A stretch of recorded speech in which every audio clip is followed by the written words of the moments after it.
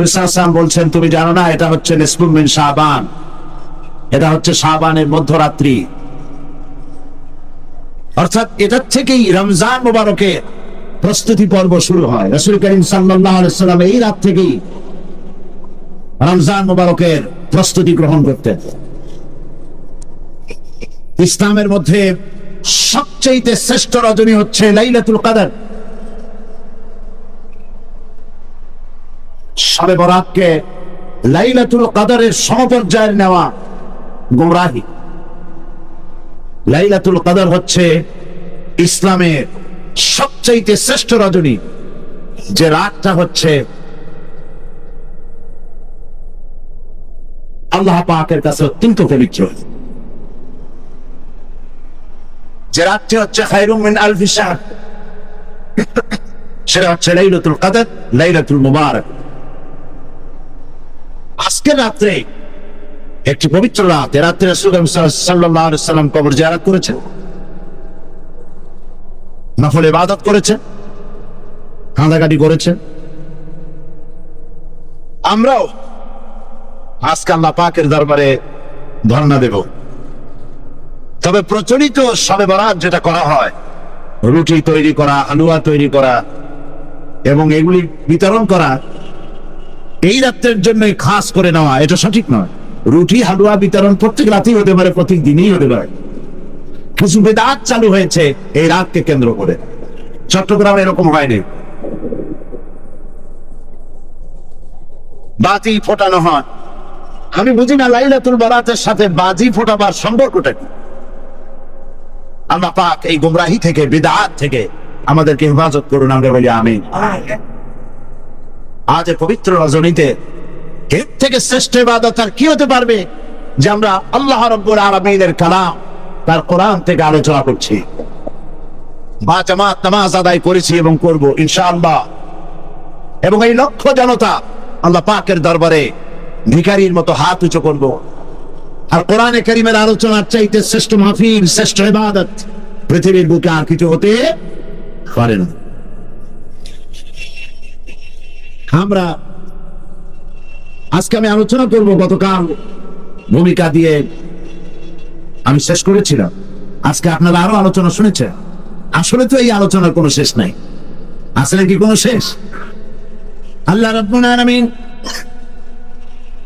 কোরআনে কারীমের ভিতরে বলেছেন, কুল্লাহু কানাল বাহরু মিদাদান লিকালিমাতি রাব্বি লানাফিদাল বাহরু ক্বাবলা আন তানফাদা কালিমাতু রাব্বি ওয়ালাউ জিনা বিমিসলিহি মাদাদা। আল্লাহ পাক বলেন, নবী আপনি বলুন, আমার রবের কালামের ব্যাখ্যা করার জন্য, আমার রবের কালেমার ব্যাখ্যা লেখার জন্য তাম পৃথিবীর সমস্ত পানিগুলি যদি কালি হয়ে যায়, আর যদি ওই পানিরূপ কালি দিয়ে আমার রবের কালেমার ব্যাখ্যা যদি লেখা শুরু হয়ে যায়, লিখতে লিখতে তাম পৃথিবীর সমুদ্রের পানিগুলি সব শেষ হয়ে যাবে, আমার আল্লাহ পাকের কালেমার ব্যাখ্যা লেখা শেষ হবে না। হচ্ছে সেই কালামের প্রাণী।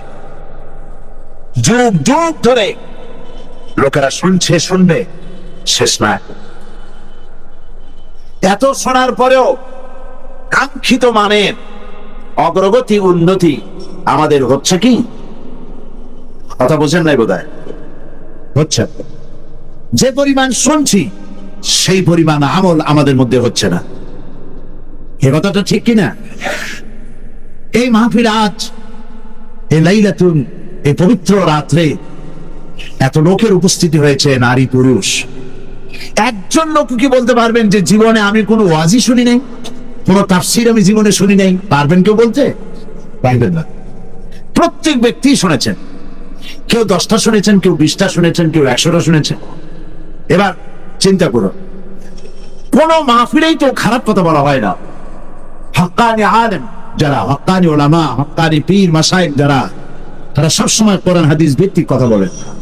কোন মাহফিলে বলা হয় না যে চুরি করবেন অনেক সওয়াব পাবেন, মিথ্যা কথা বলবেন কিয়ামতে জাহান্নাম থেকে মুক্তি পাবেন, এরকম কথা বলে কেউ? ওজনে কম দিবেন, ব্যবসা ভালো বরকত হবে। কেউ বলে এমন কথা? পরের জমিনে ডাল ঠেলবেন, জমিনে ফসল খুব বেশি হবে। কেউ বলে এরকম? বলে না। সব জায়গায় বলা হয় মিথ্যা পরিত্যাগ করুন, গীবত করবেন না, অহংকার করবেন না, ওজনে কম দিবেন না, জেনা করবেন না, মদ পান করবেন না, সুদ ঘুষের কাছে যাবেন না, বিবিকে পর্দায় রাখবেন। এইসব কথাই তো মেনলি বলা হয়, নাকি বলেন? আচ্ছা, জীবনে যদি কেউ 10টি মাহফিল শুনে থাকেন আর প্রত্যেকটি মাহফিল থেকে একটি করে ভালো কথা, কোরআন হাদিসের একটি করে কথা যদি আমরা জীবনে ধারণ করতাম, তাহলে 10টি ভালো কথা জীবনে ধারণ করা হতো, ঠিক কিনা? তাহলে আমাদের জীবনটা খারাপ হতো না আরো সুন্দর হইতো? তাহলে কি বোঝা যাচ্ছে? আমরা যা শুনি পরিপূর্ণভাবে আমল করি না। ভালো একটা কথা, মুসলমানের সংখ্যা তো এখন কম না। এই মুসলমান এক সময় সংখ্যায় খুবই কম ছিল। সেই কম সংখ্যক মুসলমানেরা 8খানা শুকনো রুটি, একটুখানি খেজুর, 1 গ্লাস অথবা আধা গ্লাস, 1 ঢোক পানি খেয়ে রোম, শাম, পারস্যকে পদারত করেছিল। এটা ঠিক কিনা? প্রত্যেকটা পৃথিবী মুসলমানদের পায়ের তলায় আসছিল, কথা ঠিক কিনা? আর সেই মুসলমানদের সংখ্যা এখন 130 কোটি পার হয়ে গেছে। কিন্তু আজ মুসলমানের সেই মর্যাদা আছে কি? নাই, সেই মর্যাদা নাই। পৃথিবীতে মুসলমানেরা সবচাইতে নির্যাতিত, অবহেলিত, নিগৃহীত। আমরা যদি আমাদের সমাজে সুখ শান্তি ফিরে পেতে চাই, যদি আমরা সত্যিকারের মানুষের অধিকার ফিরিয়ে দিতে চাই, দুষ্ট মানুষের মুখে হাসি ফুটাতে চাই, যদি মানুষ তার দুঃখ দুর্দশা দূর করে সত্যি একটি যুদ্ধ বিগ্রহ বিবর্জিত, ক্ষুধা দারিদ্র বিবর্জিত একটি সুন্দর পৃথিবী, সন্ত্রাস মুক্ত একটি সুন্দর পৃথিবী যদি গড়তে চাই, কোরআন শরীফের বিকল্প কিছুই নাই। কোরআন শরীফের বিকল্প কিছুই। আসুন সেই কোরআন থেকেই আপনাদের সামনে আলোচনা করা হচ্ছে বিগত 3 দিন, আজকে তার 4র্থ দিন। আপনারা আমার সাথে শয়তানের ওয়াসওয়াসা থেকে পানাহ চাওয়ার জন্য পড়ুন, আউযু বিল্লাহি মিনাশ শাইতানির রাজীম, বিসমিল্লাহির রাহমানির রহিম। বিতাড়িত মরদুদ শয়তানের ওয়াসওয়াসা থেকে আল্লাহ পাকের দরবারে পানাহ চাই। পরম করুণাময় আল্লাহ পাকের নামে শুরু করা যাচ্ছে। الرحمن علم القرآن خلق الإنسان علمه البيان الشمس والقمر بحسبان والنجم والشجر يسجدان والسماء رفعها ووضع الميزان ألا تطغوا في الميزان وأقيموا الوزن بالقسط ولا تخسروا الميزان والأرض وضعها للأنام فيها فاكهة والنخل ذات الأكمام والحب ذو العصف والريحان فبأي آلاء ربكما تكذبان صدق الله العظيم الرحمن আল্লামাল কোরআন। রহমান যিনি কোরআন শিক্ষা দিয়েছেন। সুবহানাল্লাহি বিহামদিহি। আল্লাহ সুবহানাহু ওয়া তাআলা এই বিশ্ব মানবতার জন্য, সমস্ত সৃষ্টি জগতের জন্য যত দয়া করেছেন, যত করুণা করেছেন, যত রহম করেছেন, যত মেহেরবানি করেছেন, তার মধ্যে শ্রেষ্ঠ করুণা আর শ্রেষ্ঠ দয়া কোনটি? কোরআন শিক্ষা দেওয়া। কোনটি জোরে বলেন? কোরআন শিক্ষা দেওয়া আল্লাহ পাকের শ্রেষ্ঠ দয়া। তিনি মেহেরবানি করে আমাদেরকে কোরআন শিক্ষা দিয়েছেন, আমাদেরকে কোরআন দিয়েছেন। সুবহানাল্লাহি বিহামদিহি।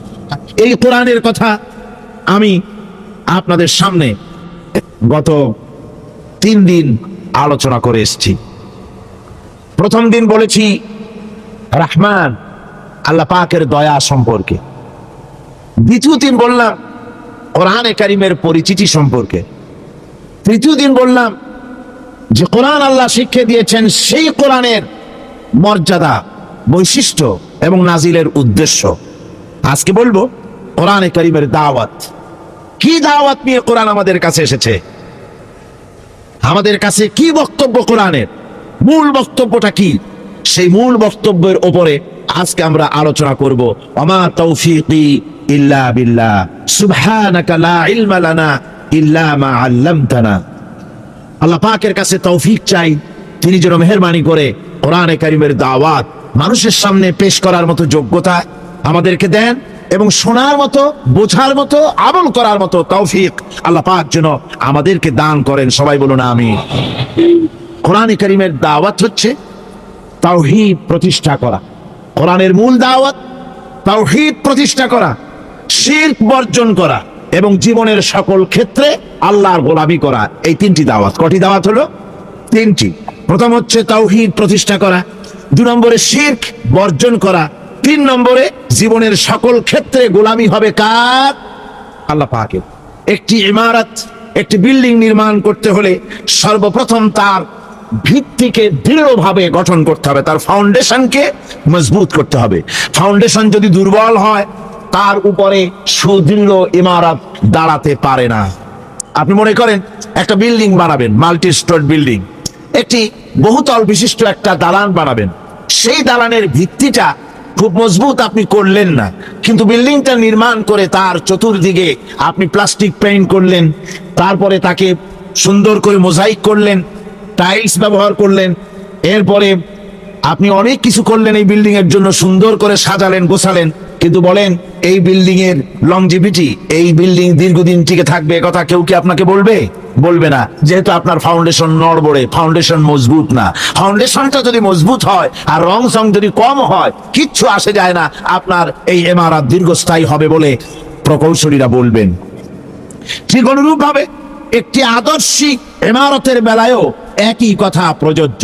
একটি আদর্শের ইমারত যদি কেউ করতে চায়, তাহলে সে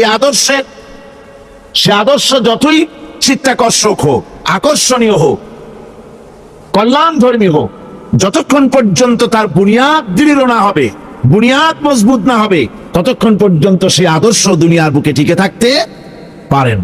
ইসলাম আল্লাহ প্রদত্ত একটি আদর্শ। ইসলাম কার দেওয়া আদর্শ? আল্লাহ পাকের দেওয়া একটি জীবন ব্যবস্থা। এই জীবন ব্যবস্থার বুনিয়াদ হচ্ছে তাওহীদ, ফাউন্ডেশন হচ্ছে তাওহীদ, ভিত্তি হচ্ছে তাওহীদ। এই তাওহীদ যদি মজবুত হয়, আপনি মজবুত হবেন, সমাজ মজবুত হবে, রাষ্ট্র মজবুত হবে, ঈমান মজবুত হবে, দুনিয়ায় টিকে থাকবেন, শান্তি পাবেন, আখিরাতে জাহান্নাম থেকে মুক্তি পাওয়া যাবে। সুতরাং ইসলাম রূপ ইমারতটি কোথাও নির্মাণ করতে চাইলে সর্বপ্রথম বুনিয়াদ দৃঢ় করতে হবে কিসের বলুন? তাওহীদের। এবং এজন্যে সর্বপ্রথম যে দায়িত্ব আমাদের, সেটা হলো সর্বাবস্থায় শিরক বর্জন করতে হবে। তাওহীদের বিপরীত হচ্ছে, ঈমানের বিপরীত কি? কুফর। ঈমানের বিপরীত কুফর, আর তাওহীদের বিপরীত শিরক। শিরককে সমূলে উৎপাটিত করতে হবে, এর ভিত্তি সহ, এর আস্তানা সহ শিরককে ধ্বংস করতে হবে। জীবনের প্রতিটি স্তর থেকে শিরক মুক্ত জীবন যাপন করতে হবে। এটাই হলো কোরআনে কারীমের দাওয়াত, এটাই হচ্ছে কোরআনে কারীমের সর্বপ্রথম দাওয়াত। কোরআনের মূল বক্তব্য হচ্ছে যে মানব গোষ্ঠীকে শিরক মুক্ত করে আল্লাহর গোলাম বানাও। কোরআনে কারীমে আল্লাহ পাক বলছেন, মা খালাকতুল জিন্না ওয়াল ইনসা ইল্লা লিয়াবুদুন। আমি মানব আর জিন জাতিকে সৃষ্টি করেছি শুধু আমার ইবাদতের জন্য। মা খালাকতুল জিন্না ওয়াল ইনসা, আমি মানুষ এবং জিন জাতিকে সৃষ্টি করি নাই, করেছি শুধুমাত্র ইবাদতের জন্য, অন্য কোনো কারণে করি নাই। কিসের জন্য করেছি? ইবাদতের জন্য, গোলামির জন্য। এই ইবাদত কাকে বলে? ইবাদত এটি হচ্ছে একটি ব্যাপক অর্থবহ শব্দ। এটা হচ্ছে, ইবাদত হচ্ছে আল্লাহর সন্তুষ্টি অর্জন করা জীবনের সকল ক্ষেত্রে। নামাজ, রোজা, হজ, যাকাত, সাদকা, ফিতরা, মাতা পিতার সন্তুষ্টি অর্জন, তাদেরকে ভালোবাসা, সৎ কাজের আদেশ করা, অসৎ কাজে বাধা প্রদান করা, প্রতিবেশীর হক আদায় করা, গরিব দুঃখী এতিমদের হক আদায় করা, আল্লাহর জিকির করা, কোরআনে কারীমকে তিলাওয়াত করা, আমলে সালেহ করা, এ সব কিছু ইবাদতের মধ্যে শামিল। এ সবগুলি কি? ইবাদতের ভেতরে শামিল। এভাবে আল্লাহ এবং তার রাসূলের প্রতি আনুগত্য প্রকাশ করা, আল্লাহর রহমতের আশা করা, আল্লাহকে ভয় করা, আল্লাহর প্রতি বিনয়ী হওয়া এবং আল্লাহর প্রতি একমুখী হওয়া, এই সব কিছুই ইবাদতের মধ্যে শামিল। এগুলি সবই হচ্ছে ইবাদত। এই ইবাদত হতে হবে কেবলমাত্র আল্লাহ পাকের জন্য। যত রাসূল এই পৃথিবীতে এসেছেন, আল্লাহ পাক যত নবী পাঠিয়েছেন, সমস্ত নবীরা মানুষদেরকে এই কথা স্মরণ করায় দিতেই পৃথিবীতে এসেছেন। কথা বুঝতে পেরেছেন? আম্বিয়া আলাইহিমুস সালাম দুনিয়ায় এসেছেন আল্লাহ পাকের বান্দাদেরকে এই কথাগুলি স্মরণ করিয়ে দিতে। দেখুন কোরআনে পাক বলছে, লাকাদ আরসালনা নূহান ইলা কওমিহি ফাকালা ইয়া কওমি ইবুদুল্লাহা মা লাকুম মিন ইলাহিন গায়রু। আল্লাহ পাক বলেন, আমি নূহকে তার কওমের জন্য অবতীর্ণ করেছি।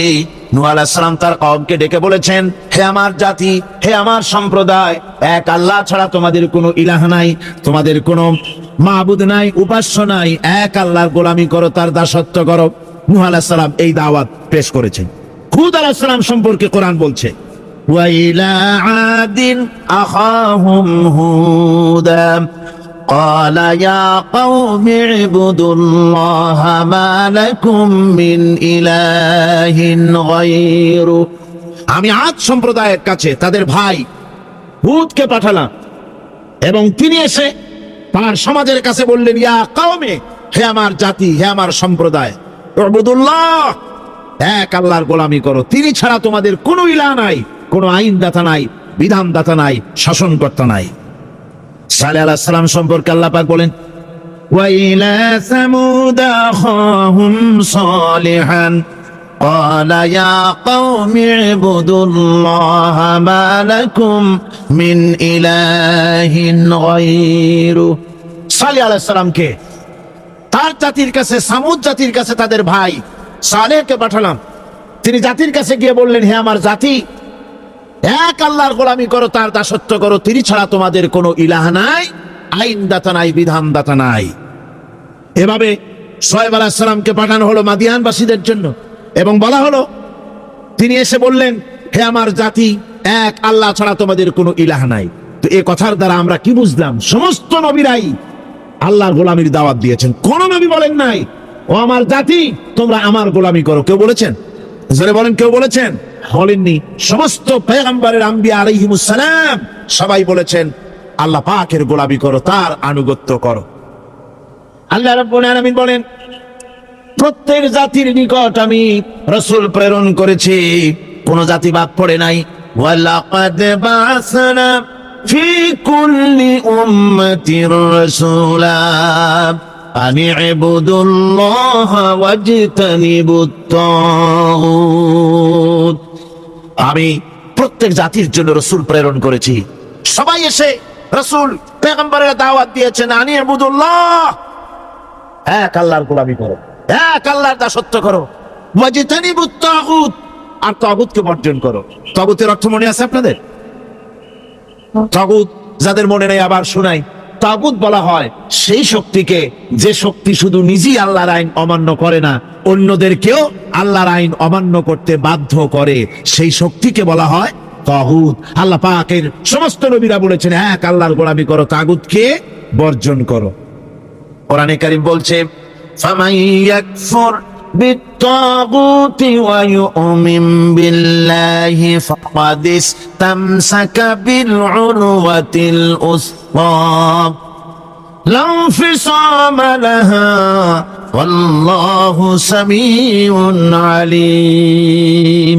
ফামান ইয়াকফুর বিত্তাগুত, যারা তাগুতকে অস্বীকার করেছে, ওয়া ইউমিন বিল্লাহ, এবং এক আল্লাহর উপরে বিশ্বাস স্থাপন করেছে, ফাকাদ ইসতামসাকা বিল উরওয়াতিল উসকা, তারা এমন এক মহান, এমন এক দৃঢ় অবলম্বন গ্রহণ করেছে, যা তাকেই কোনো কিছুই তাকে ধ্বংস করতে পারবে না, বিচ্ছিন্ন করে দিতে পারবে না, ক্ষতিগ্রস্ত করতে পারবে না, বিপর্যস্ত করে দিতে পারবে না। এমন এক অবলম্বন সে গ্রহণ করেছে।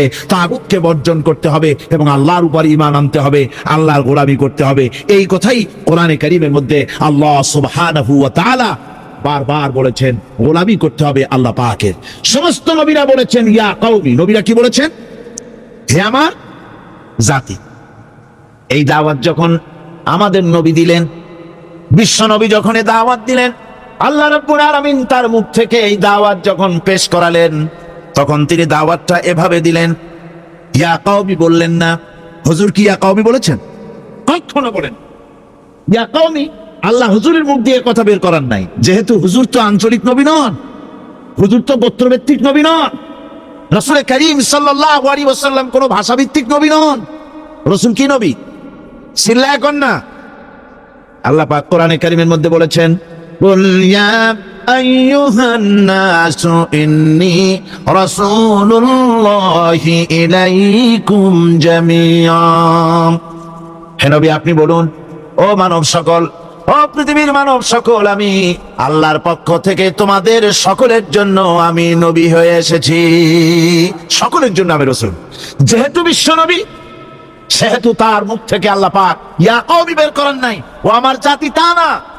আল্লাহ পাক তার মুখ থেকে ইবাদতের দাওয়াতটা এভাবে তিনি পেশ করালেন, ইয়া আইয়ুহান নাসু উবুদু রাব্বাকুমুল্লাযী খালাকাকুম ওয়াল্লাযীনা মিন ক্বাবলিকুম লাআল্লাকুম তাত্তাকুন। হে মানব সকল, হুজুরের মুখ থেকে আল্লাহ বের করছেন কি? হে মানব সকল, আইয়ুহান নাস, বিশ্বের সর্বকালের সকল যুগের মানুষকে ডাকা হচ্ছে, পৃথিবীর মানব মণ্ডলীকে ডেকে বলা হচ্ছে, আইয়ুহান নাস, হে মানব সকল, উবুদু রাব্বাকুমুল্লাযী খালাকাকুম, ইবাদত করো, গোলামি করো, দাসত্ব করো সেই রবের, যে রব তোমাদেরকে সৃষ্টি করেছেন এবং তোমাদের পূর্বপুরুষদেরও যিনি সৃষ্টি করেছেন, তার ইবাদত করো, তার গোলামি করো। আমার বন্ধুগণ, এই কথাই আল্লাহ রাব্বুল আলামিন কোরআন কারীমের বহু জায়গায় ইবাদতের কথা আমাদের শোনায়েছেন। ওয়া কাদা রাব্বুকা আল্লা তা'বুদু ইল্লা ইয়াহু। তোমার রবের পক্ষ থেকে কথা চূড়ান্ত হয়েছে, এ ফয়সালা হয়ে গিয়েছে, সিদ্ধান্ত হয়ে গিয়েছে যে একমাত্র ইবাদত করতে হবে আল্লাহ পাকের। ইবাদত করতে হবে কার? আল্লাহ পাকের। এই ইবাদতের অর্থটা কি? এই ইবাদতের মানে কি? মানে হচ্ছে জীবনের সব জায়গায় গোলামিটা হবে কার? আল্লাহর গোলামি হবে, আল্লাহর আনুগত্য হবে, অর্থাৎ আল্লাহর হুকুম মাফিক জীবন চালাতে হবে। সেই ইবাদত আমরা মনে করেছি নামাজ হচ্ছে ইবাদত, রোজা হচ্ছে ইবাদত, যাকাত হচ্ছে ইবাদত, সদকা ফিতরা ইত্যাদি হতেছে ইবাদত, এগুলিকে ইবাদত মনে করেছি। কিন্তু মনে রাখতে হবে, শুধু নামাজ, রোজা, হজ, যাকাত ইবাদত নয়। জীবনের মুসলমানদের সব কাজগুলি ইবাদতের মধ্যে হতে হবে, অর্থাৎ আল্লাহর হুকুম অনুযায়ী কাজ করলে তার নাম হবে ইবাদত। ব্যবসা করবেন, হুকুম মানবেন কার? জোরে কোন কার? জমিন চাষ করবেন, হুকুম মানবেন কার? আইন আদালত চালাবেন, কোর্ট কাছারি করবেন, আইন মানবেন কার? রাজনীতি করবেন, আইন মানবেন কার?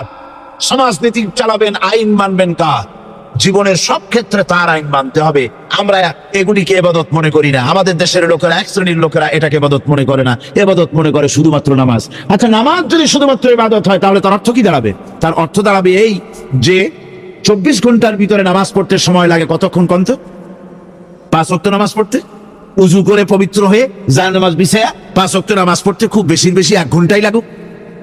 জি, 1 ঘন্টা 100 ঘন্টা। তাহলে কি হল অর্থ? অর্থ এই হবে, 24 ঘন্টার ভিতরে আপনি 1 ঘন্টা 100 ঘন্টার জন্য আল্লাহর গোলাম, বাকি 22.5 ঘন্টা 23 ঘন্টার জন্য শয়তানের গোলাম হতে রাজি আছেন কেউ? রোজা যদি শুধুমাত্র ইবাদতের নাম হয়, তাহলে তার অর্থ দাঁড়াবে 12 মাসের ভিতরে 1 মাসের জন্য আপনি আল্লাহর গোলাম। আর 11 মাস শয়তানের গোলাম কে কে হবেন? হাত তুলে দেখান তো। বোঝে নাই, সেজন্য হাত উঁচু করছে। বাকি 11 মাসের জন্য শয়তানের গোলাম হতে কেউ রাজি আছেন? তাহলে বোঝা যাচ্ছে নামাজ রোজাই শুধুমাত্র ইবাদত নয়। যেমন মানুষের হাত, এটার নাম কি? এটার নাম কি? এটার নাম কি? এক একটা অঙ্গের এক একটা নাম। চোখ, নাক, মুখ, হাত, পা, এক একটার এক একটা নাম। তাহলে মানুষটা কই? সবটা মিলে মানুষ। সবটা মিলে কি হলো? মানুষ হলো। অনুরূপ ভাবে নামাজ শুধু ইবাদত নয়, রোজা শুধু ইবাদত নয়, এগুলি হচ্ছে ইবাদতের অঙ্গ, ইবাদতের পার্ট।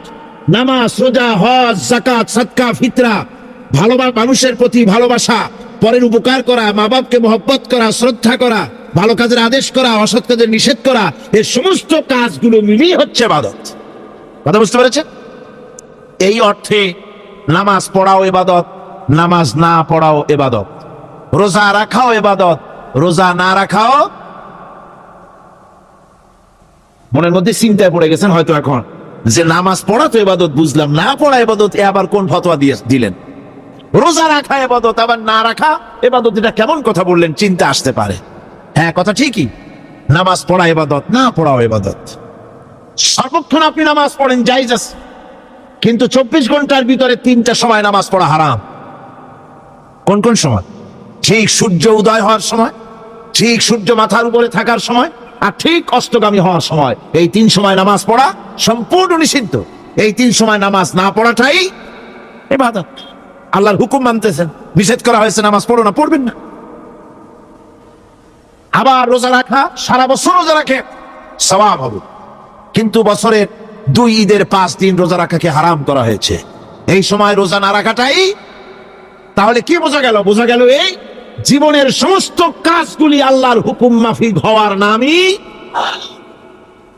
আপনি ব্যবসা করতে যাবেন, ওজনে যদি কম না দেন, খাদ্যে যদি ভেজাল না দেন, আর আপনি যদি সততাপূর্ণ ব্যবসা করেন, যতক্ষণ ব্যবসার ওই দোকানে বসা থাকবেন, ফ্যাক্টরিতে বসা থাকবেন, ততক্ষণ পর্যন্ত আপনার ইবাদত হবে। আপনি চাকরি করবেন, আপনি যে কোনো কাজ করেন না কেন, আল্লাহর হুকুম মাফিক যদি হয় ইবাদত হয়ে যাবে। এই জন্য আল্লাহ রাব্বুল আলামিন ইবাদত করার জন্যই মানুষকে তৈরি করেছেন। মানুষের কাজ হলো আল্লাহর গোলামি করা, আল্লাহর হুকুম পালন করা। এই হুকুম পালন করতে গিয়ে আল্লাহ পাক হুকুম পালনের জন্য বলছেন, ওয়া'বুদুল্লাহা ওয়া লা তুশরিকু বিহি শাইআ। ওয়া'বুদুল্লাহ, আল্লাহর ইবাদত করো, আল্লাহর গোলামি করো, আর তার সাথে কোনো শরীক স্থাপন করো না।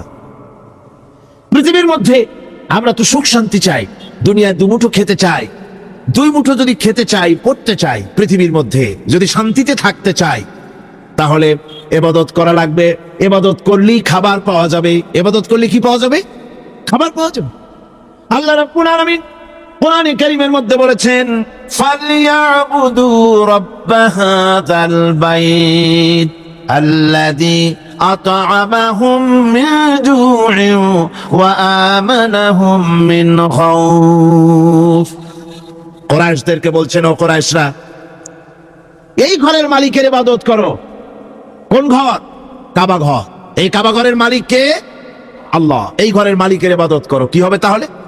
এই ঘরের মালিকের ইবাদত যদি করো, দাসত্ব যদি করো, আনুগত্য যদি করো, তার গোলামি যদি করো, তাহলে কি হবে?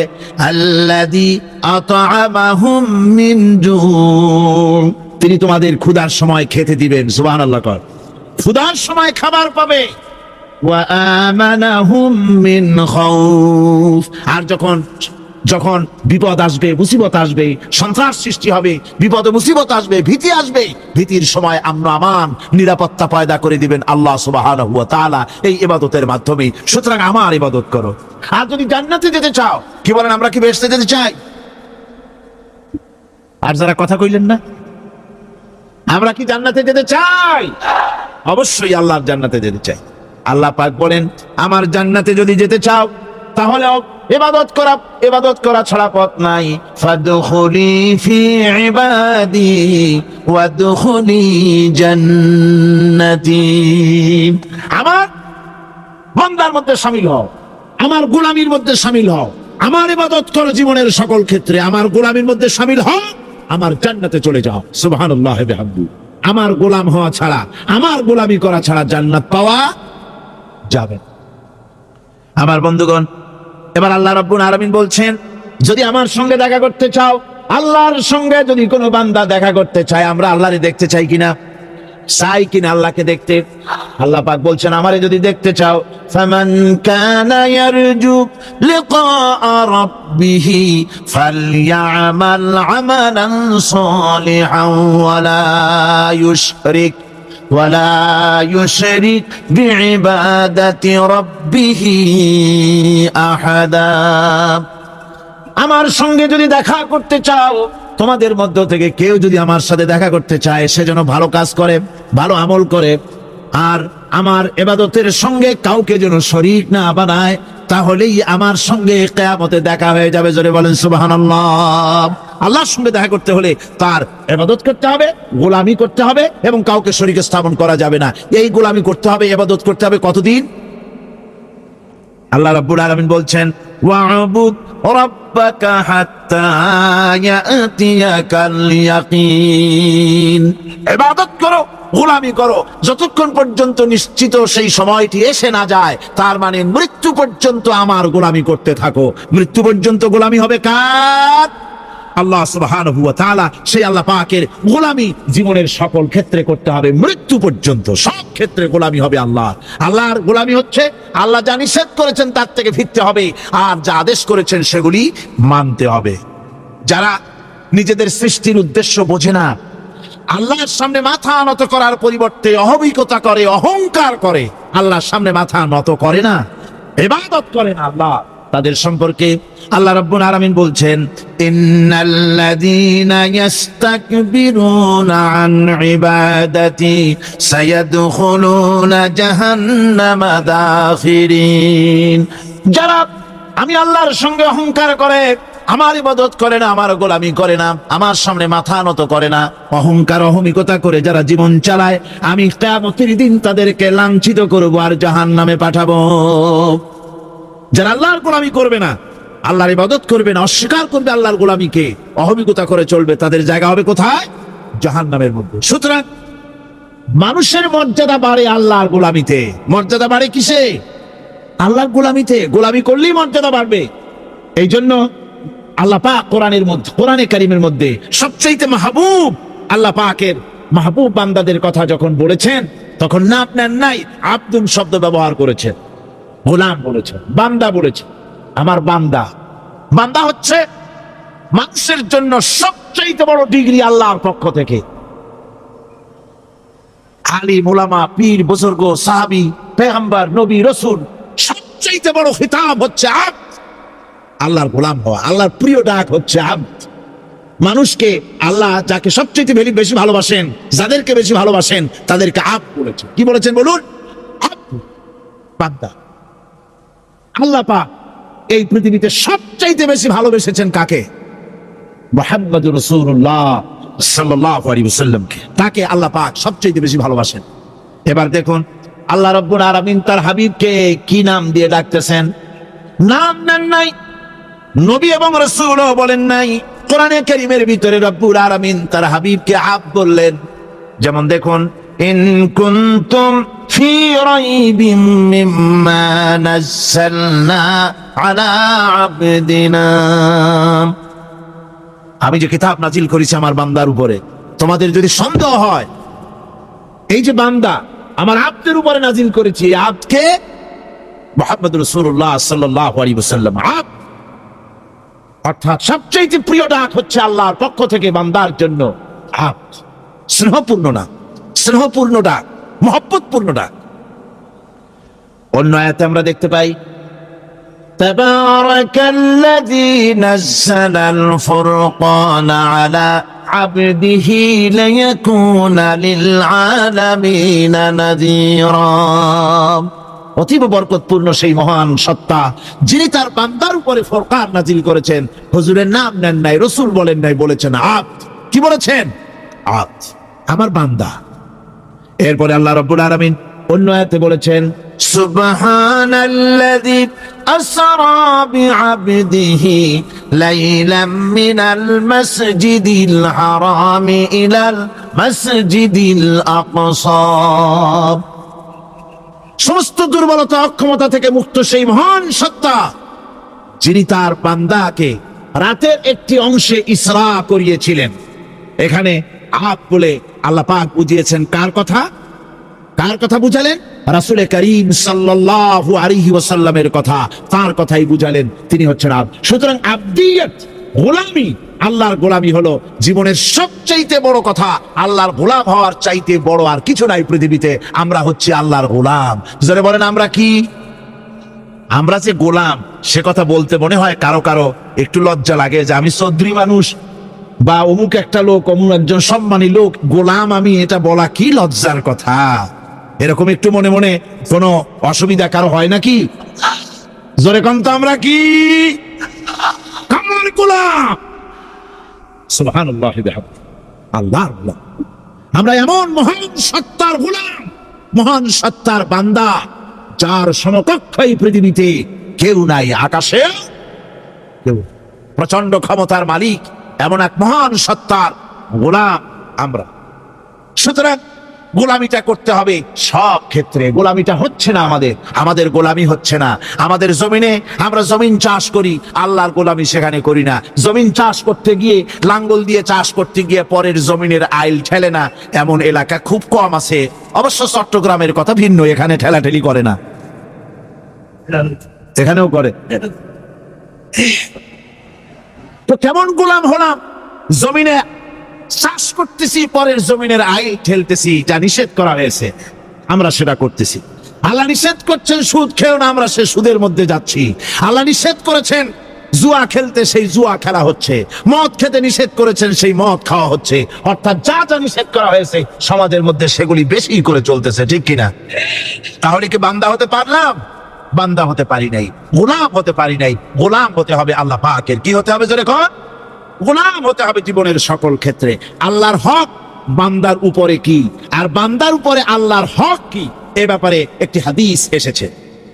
ওয়ান মুআজ বিন জাবাল রাদিয়াল্লাহু তাআলা আনহু قال كنت رديف النبي صلى الله عليه وسلم على حمار فقال لي يا معاذ أتدري ما حق الله على العباد وما حق العباد على الله। হযরত মুআজ বলছেন, আমি রাসূল করিম সাল্লাল্লাহু আলাইহি ওয়াসাল্লামের গাধার পৃষ্ঠে হুজুরের পেছনে বসা ছিলাম। হুজুর আমাকে জিজ্ঞেস করলেন, মুআজ তুমি কি জানো বান্দার উপরে আল্লাহর হক কি, আর আল্লাহর উপরে বান্দার হক কি? কুলতু আল্লাহু ওয়া রাসূলুহু আ'লাম, বললাম আল্লাহ এবং তার রাসূল খুব ভালো জানেন। আমি কি করে জানবো? আল্লাহ এবং তার রাসূল খুব ভালো জানেন। ক্বালা হাক্কুল্লাহি আলাল ইবাদি আন ইয়াবুদুহু ওয়া লা ইউশরিকু বিহি শাইআ। বান্দার হক হচ্ছে আল্লাহর উপরে এই যে বান্দা গোলামি করবে আল্লাহ, ইবাদত করবে আল্লাহ, আর আল্লাহর সাথে কাউকে শরীক স্থাপন করবে না। এটা হচ্ছে আল্লাহর উপরে কার হক? বান্দার। আর আল্লাহর হক হচ্ছে বান্দার উপর কি? ওয়া হাক্কুল ইবাদি আলাল্লাহ আল্লা ইউআযযিবা মান লা ইউশরিকু বিহি শাইআ। বান্দার উপরে আল্লাহর হক হচ্ছে যে বান্দা আল্লাহর গোলামি করবে আর শরীক স্থাপন করবে না আল্লাহর সাথে, আল্লাহ তাকে শাস্তি দিবেন না। সুবহানাল্লাহ বিহামদিহি, আল্লাহ তাকে আযাব দিবেন না, আল্লাহ তাকে শাস্তি দিবেন না। সুতরাং তাওহীদের আকীদা মজবুত হতে হবে। আখিরাতের কামিয়াবি এর উপরে নির্ভরশীল। আমরা যদি আখিরাতে কামিয়াবি চাই, কি বলেন, আখিরাতে কি আমরা জীবনের সফলতা চাই?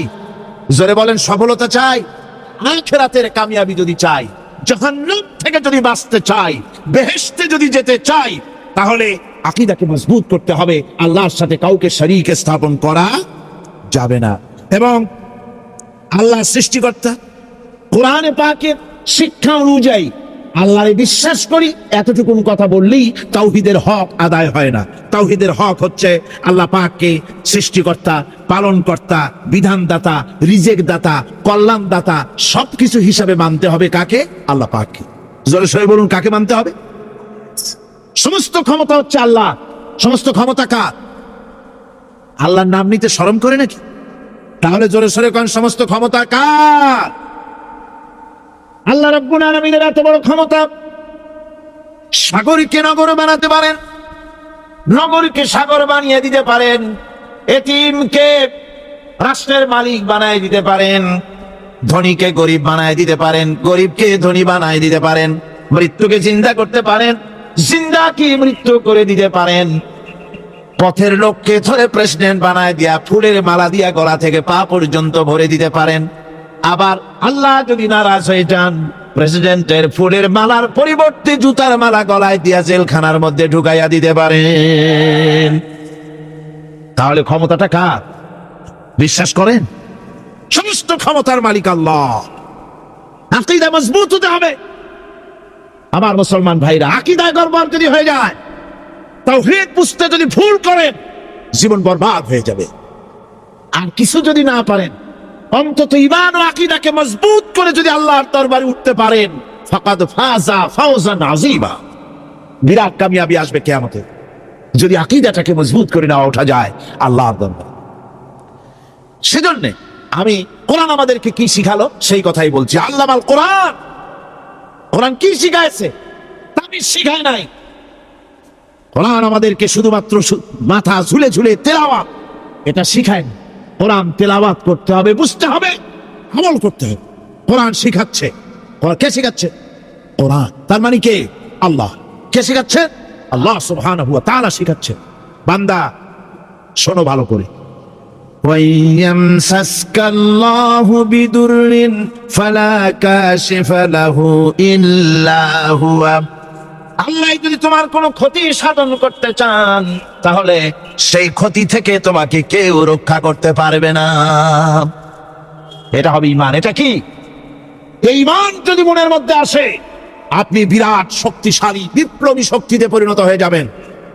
আপনার যদি ঈমান থাকে যে দুনিয়ার কোন গুলির উপরে, কোন বুলেটের উপরে যদি আমার নাম লেখা থাকে, সারা পৃথিবী ওই গুলিবিদ্ধ হওয়া থেকে আমাকে বাঁচাইতে পারবে না। আর কোন গুলির উপরে, কোন বুলেটের উপরে যদি আমার নাম লেখা না থাকে, তাহলে গোটা বিশ্ব একযোগে প্রচেষ্টা করেও আমাকে গুলিবিদ্ধ করতে, এটার নাম কি? ঈমান। তাই আল্লাহ বলছেন যে আমি যদি কারো ক্ষতি করি, তাহলে এই ক্ষতি থেকে তাহলে তাকে কেউ বাঁচাইতে। ওয়াইয়ামসাসকা বিখাইরিন ফাহুয়া আলা কুল্লি শাইইন কাদির। আর আল্লাহ রাব্বুল আলামিন যদি কারো কল্যাণ করতে চান, তাহলে তার কল্যাণকে কেউ ফিরায় দিতে পারে না। কল্যাণ থেকে কেউ কাউকে কল্যাণ থেকে মাহরুম করে দিতে পারে না। তার মানে হলো, আল্লাহ যদি কাউকে চুল ধরে, মাথা ধরে, কল্লা ধরে উপরের দিকে টানে, আর দুনিয়া যদি তার পাও ধরে নিচের দিকে টানে, তাহলে দুনিয়া পারবে? পারবে? আল্লাহ কল্যাণ করতে চাইলে কেউ ঠেকাইতে পারবে না, আর আল্লাহ অকল্যাণ করতে চাইলেও তার থেকেও কেউ বাঁচতে। ওয়া হুয়াল কাহিরু ফাওকা ইবাদিহি ওয়া হুয়াল হাকীমুল খাবীর। তিনি তার বান্দাদের উপরে একচ্ছত্র আধিপত্য রাখেন, একচ্ছত্র ক্ষমতার অধিকারী তার বান্দার উপরে, সমস্ত জিনিসের উপরে তিনি ক্ষমতা রাখেন। তিনি মহান বিজ্ঞানময়। এই তাওহীদ খুঁজে নিতে হবে। তাওহীদ অর্থাৎ আল্লাহ পাককে সমস্ত ক্ষমতার মালিক মনে করতে হবে। দেখুন, আমাদের জাতির পিতা কে? আমাদের জাতির পিতা মনে আছে তো? ভুল টুল করেন না তো? ভুল টুল করবেন না। আমাদের জাতি আত্মভোলা, মাঝে মধ্যে ভুল টুল করে বসে, আন্দাজে ভান্দাজে একটা বানায় বসে। আসলে জাতির পিতা মুসলমানদের কে? ইব্রাহিম আলাইহিস সালাম তাওহীদকে খুঁজছেন। এই কোরআন শরীফ আল্লাহ পাক বলছেন তাওহীদ তালাশ করতেছেন। কে স্রষ্টা? সর্বোচ্চ ক্ষমতার মালিক কে? হযরত ইব্রাহিম আলাইহিস সালাম তার এই তাওহীদ খোঁজার, তাওহীদ অন্বেষণ কাহিনীটাকে রব্বুল আলামিন কোরআনে কারীমের ভিতরে জায়গা দিয়ে দিলেন দুনিয়ার মানুষকে বোঝাবার জন্য, শোনাবার জন্য। ফালাম্মা জান্না আলাইহিল লাইলু রাআ কাওকাবান ক্বালা হাযা রাব্বী। তিনি রব সন্ধান করছেন। কে আমার স্রষ্টা? সর্বোচ্চ ক্ষমতার মালিককে, আইনদাতাকে, বিধানদাতাকে, স্রষ্টাকে। কে তিনি? তাকে খুঁজছেন। মনের ভিতরে চিন্তা, মস্তিষ্কে চিন্তা। হঠাৎ করে রাত হলো, পশ্চিম গগনে সুন্দর এক তারকা উদিত হলো, সান্ধ্য তারা। সন্ধ্যার সময় যে তারাটা ওঠে, সেটা ছোট না বড়? বড়। সেটা সারা রাত থাকে না অল্প সময় থাকে? অল্প সময় থাকে। শান্ত তারা দেখে ইব্রাহিম আলাইহিস সালাম বললেন, হাযা রাব্বী, পেয়ে গেছি আমার রব। এটাই আমার রব, এটাই হচ্ছে আমার স্রষ্টা, এটাই হচ্ছে সর্বময় ক্ষমতার মালিক। আল্লাহ পাক বলেন, ইব্রাহিম আলাইহিস সালাম তাকিয়ে থাকলেন। কিছুক্ষণ পরে এই তারকা যখন অস্তমিত হয়ে গেল, ইব্রাহিম আলাইহিস সালাম তখন বললেন, ফালাম্মা আফালা ক্বালা লা উহিব্বুল আফিলিন। যে জিনিস অস্তমিত হয়ে যায় তাকে আমি মহব্বত করি না, পছন্দ করি না। সে রব হতে পারে না। যে রব হবে তার আবার উদয়স্ত কিসের? কিছুক্ষণ পরে চন্দ্র উদিত হলো, চাঁদ দেখে ইব্রাহিম আলাইহিস সালাম বললেন, ফালাম্মা রাআল কমারা বাযিগান ক্বালা হাযা রাব্বী। চাঁদ দেখে বললেন, এটাই আমার রব, এটাই আমার স্রষ্টা, এটাই আমার বিধানদাতা। فلما أفل قال لئن لم يهدني ربي لأكونن من القوم الضالين। চাঁদ যখন অস্তমিত হয়ে গেল, ইব্রাহিম আলাইহিস সালাম তখন বললেন, আমার প্রকৃতপক্ষের যিনি প্রভু, যিনি আমার রব, তিনি যদি আমারে সত্যিকারের পথ না দেখান, তাহলে আমি গোমরাহ হয়ে যাব, গোমরাহদের পথভ্রষ্টের অন্তর্ভুক্ত হয়ে যেতে পারি। চিন্তা করতেছেন আমার রবকে, তারকা দেখলাম অস্তমিত হয়ে গেল, চাঁদ দেখলাম ডুবে গেল, তাহলে আমার রবকে। সকাল চলে যাওয়ার পর যখন দেখলেন পূর্ব দিগন্ত থেকে সূর্য উদিত হয়েছে ডগমগ করে, সূর্যকে দেখে তিনি বললেন, ফালাম্মা রাআ আশ-শামসা বাযিগাতান ক্বালা হাযা রাব্বী হাযা আকবার। সূর্যকে দেখে বললেন, এটাই আমার রব, আর এটাই বড় রব। যেহেতু চাঁদের আলো ছিল স্নিগ্ধ, সূর্যের আলো অত্যন্ত প্রখর, চাঁদের দিকে তাকানো যেত, সূর্যের দিকে তাকানো যায় না, এটাই আমার রব এবং বড় রব। হযরত ইব্রাহিম আলাইহিস সালামের এই ভুলও ভেঙে গেল। সন্ধ্যার আগমনে সূর্য যখন অস্তমিত হয়ে গেল, ইব্রাহিম আলাইহিস সালাম তখন ঘোষণা করলেন, ফালাম্মা আফালাত ক্বালা ইয়া কওমি ইন্নী বারিউম মিম্মা তুশরিকুন। সূর্য অস্তমিত হয়ে গেলে পরে তিনি বললেন, ইয়া কওমি, ও আমার জাতি, তোমরা যে জিনিস দিয়ে শিরক করো আল্লাহ রাব্বুল আলামিনের সাথে, আমি তার থেকে সম্পূর্ণ মুক্ত, আমি তোমাদের অন্তর্ভুক্ত, মুশরিক নই। আমার রবকে আমি চিনে ফেলেছি, সুবহানাল্লাহ, আমার রবকে আমি চিনেছি। ইব্রাহিম আলাইহিস সালাম ঘোষণা করলেন, ইন্নী ওয়াজ্জাহতু ওয়াজহিয়া লিল্লাযী ফাতারাস সামাওয়াতি ওয়াল আরদা হানিফা। জানেন আপনারা এটা? পড়েন, ইন্নী ওয়াজ্জাহতু ওয়াজহিয়া লিল্লাযী ফাতারাস সামাওয়াতি ওয়াল আরদা হানিফা ওয়া মা আনা মিনাল মুশরিকিন। নিশ্চয়ই আমার এই মুখমণ্ডলকে ফিরাই দিলাম, দুনিয়ার সব দিক থেকে মুখ ফিরাইয়া আমার এই মুখ ফিরালাম সেদিকে, সেই স্রষ্টার দিকে, যিনি আকাশ, জমিন, চন্দ্র, সূর্য, গ্রহ, নক্ষত্র, সৌররাজি, মানব মণ্ডলী সবকিছুকে তিনি সৃষ্টি করেছেন। আমি তার দিকে আমার মুখকে ফিরিয়ে দিলাম। তিনি ছাড়া কোনো রব নাই, প্রভু নাই, আর আমি মুশরিকদের অন্তর্ভুক্ত নহি। হযরত ইব্রাহিম আলাইহিস সালাম তাওহীদকে বুঝে ফেললেন, আল্লাহকে চিনে ফেললেন। আমার বন্ধুগণ, আজ মুসলমান হয়ে আমরা আল্লাহকে চিনতে পারি নাই, আল্লাহর ওয়াহদানিয়তকে আমরা বুঝতে পারি নাই। একদিকে আমরা মুসলমানও, আর একদিকে আমরা মূর্তিও গড়ি, আবার মূর্তির পূজাও আমার মুসলমানেরা করে থাকে। জোরে কর নাউযুবিল্লাহ। ভাস্কর্যের নাম করে মূর্তি তৈরি করা হচ্ছে বিভিন্ন জায়গায়, হচ্ছে না আমার ভাইয়েরা? ভাস্কর্যের নাম করে, চেতনার নাম করে শহরে শহরে, বিশ্ববিদ্যালয়ের অঙ্গনে মূর্তি বানানো হতেছে, আর বলা হচ্ছে অমুক চেতনা, এটা অমুকের চেতনা, তমুকের চেতনা, এটা ভাস্কর্য বলা হতেছে। আসলে সমস্ত মূর্তি হতেছে মূর্তি। এই মূর্তিগুলি বিনাশ করার জন্যই আল্লাহর নবী এসেছিলেন। হুজুরকে প্রশ্ন করা হয়েছে, লিমা বুইস্তা, কেন প্রেরিত হয়েছেন, দুনিয়ায় কেন এসেছেন? নবী বলেছেন, বুইস্তু লিকাসরিল আসনাম, এসেছি পৃথিবীর বুকে মূর্তি বিনাশ করার জন্য। জোরে বলেন সুবহানাল্লাহ। মূর্তি ধ্বংস করার জন্য এসেছি। আল্লামা ইকবাল, বিশ্ব কবি, কবি সম্রাট আল্লামা ইকবাল বলছেন, बुत शकन उठ गए बाकी जो रहे बुतगर हैं, बुत शकन उठ गए बाकी जो रहे बुतगर है, था बिराहिम पिदर और पिसर आजर है। बुत शकन उठ गए, যারা প্রতিমা ভাঙতে এসেছিল পৃথিবীতে তারা বিদায় হয়ে গিয়েছেন।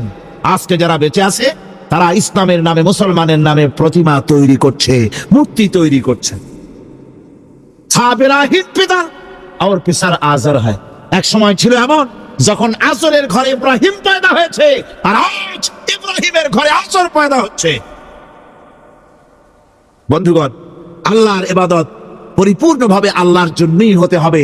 মূর্তির সাথে, মূর্তি তৈরি করার সংস্কৃতির সাথে মুসলমানদের কোনো সম্পর্ক থাকতে পারে না। জোরে বলেন, পারে? পারে না।